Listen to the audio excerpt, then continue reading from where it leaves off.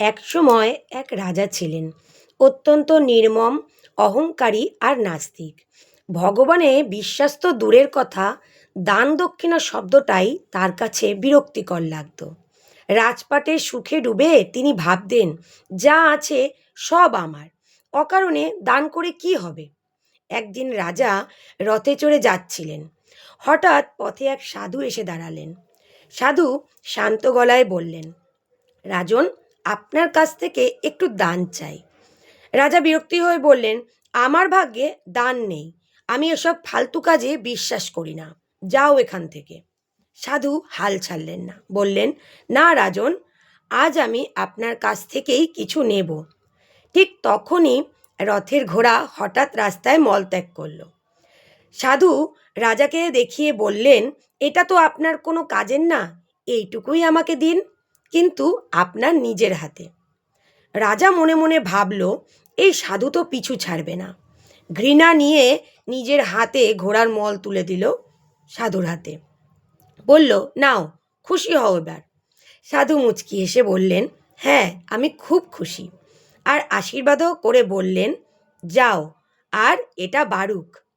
পরদিন সকালে রাজা বারান্দায় বসতেই ভয়ঙ্কর দুর্গন্ধে নাক চেপে ধরতে হলো। দেখে রাজার চোখ তো কপালে উঠল। রাজপ্রাসাদের সামনে মলের বিশাল পাহাড়ের স্তূপ। সৈন্য ডেকে পরিষ্কার করালেন, কিন্তু কিছুক্ষণ পর আবার মলের পাহাড় গজিয়ে উঠল। দুর্গন্ধ ছড়িয়ে পড়ছে, রাজা দিশেহারা। হঠাৎ তার মনে পড়ল, সেই সাধু বলেছিল এটা বারুক। ভয়ে আর অনুশোচনায় রাজপ্রাসাদ ছেড়ে সাধুকে খুঁজতে বেরোলেন রাজা। অনেক খোঁজাখুঁজির পর সাধুর সামনে এসে রাজা ভেঙে পড়লেন এবং বললেন, সাধু মহারাজ, আপনি সাধারণ কেউ নন, আমার ভীষণ বড় ভুল হয়েছে, আমাকে ক্ষমা করুন। সাধু শান্তভাবে বললেন, রাজন, এটা আপনারই কর্মফল। আপনি যদি ধন সম্পত্তি দিতেন তাহলে ধন সম্পত্তি বাড়ত, আপনি যা দিয়েছেন তাই বাড়ছে। আমি তো শুধু আমার কর্তব্য অনুযায়ী আশীর্বাদ করেছি। রাজা কাঁদতে কাঁদতে বললেন, আমি বুঝে গেছি, আমার পরিবর্তন হয়েছে, দয়া করে কোনো উপায় বলুন সাধু মহারাজ। সাধু বললেন, উপায় আছে, কিন্তু তোমাকে কথা দিতে হবে, যতক্ষণ না তার সমাধান হবে তুমি আমাকে কোনো প্রশ্ন করবে না। রাজা মাথা নত করে বললেন, আপনি যেমন বলবেন তাই হবে। সাধু তখন বললেন, ফিরে গিয়ে এমন কিছু কাজ করো যাতে তোমার প্রজার মুখে তোমার নিন্দে ছড়িয়ে পড়ে। রাজা অবাক এবং বিস্মিত হলেও কিছু জিজ্ঞাসা করলেন না। সে ফিরে গিয়ে এমন কথাবার্তা ছড়ালো, এমন আচরণ করলো, যাতে রাজ্যের সর্বত্র রাজাকে নিয়ে সমালোচনা, নিন্দার ঝড় শুরু হয়ে গেল। কেউ বলল রাজা স্বার্থপর, কেউ বলল রাজা অন্যায়কারী, কেউ বলল রাজা পরিবর্তন হয়েছে।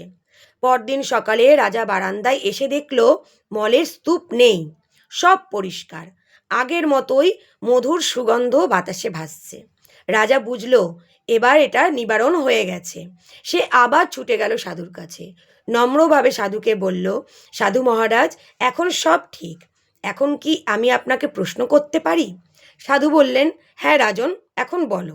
রাজা প্রশ্ন করল, সাধু মহারাজ, এটা হলো কিভাবে? সাধু মৃদু হেসে বললেন, যখন মানুষ তোমার নিন্দা করছিল তখন তারা তোমার প্রারব্ধ কাটছিল, তোমার পাপের বোঝা তারা নিজের কাঁধে নিচ্ছিল, তাই তোমার দোষের ফল ধীরে ধীরে শেষ হয়ে গেছে, এই জন্যই মলের পাহাড় সরে গেছে। তারপর সাধু গভীর কণ্ঠে রাজাকে বললেন, আজ থেকে একটা কথা মনে রেখো, যে তোমার নিন্দে করে সে তোমার শত্রু নয়, সে অজান্তেই তোমার বোঝা হালকা করে দেয়। তাই আজ থেকে কেউ যদি তোমার বদনাম করে তাকে রাগ করো না, বরং মনে মনে তাকে ধন্যবাদ জানিও। এই গল্পটি আমাদের শেখায়, নিন্দা সবসময় অভিশাপ নয়, অনেক সময় তা আশীর্বাদের রূপ হয়েও আমাদের জীবনে আসে। সবাই সেটাকে বোঝে না, কিন্তু জ্ঞানীরা তা জানে।